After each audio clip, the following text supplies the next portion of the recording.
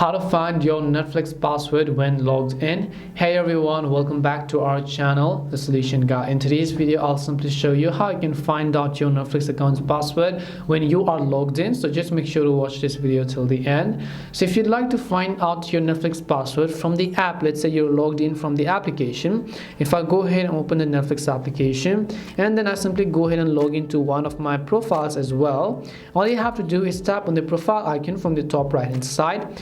Here you'll find the option called account, so just tap on it. Once you go to account, you can see that we have the option to change our password, but nowhere Netflix has actually mentioned that you can view your current password. So the way to view your current password even if you're logged in is simply not possible, because let's say someone could be sharing their account with you after you've entered their password, but then it will not let you know what their password currently is, because this is simply a feature that Netflix themselves does not allow as well. So let's say that if you're lucky, sometimes you might have saved a password to your browser, your Google account, or your iOS device as well.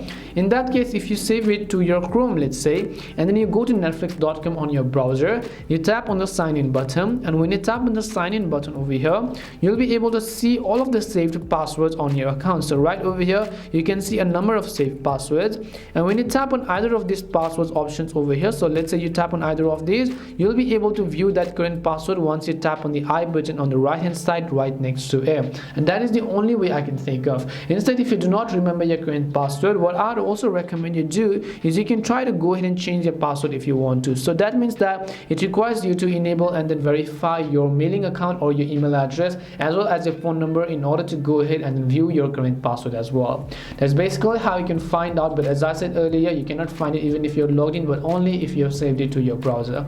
Hope this video helped you. If it did help you, then make sure to leave a like and subscribe to our channel. If you've got any more questions, feel free to leave them down. Thank you very much for watching and see you soon in our next video.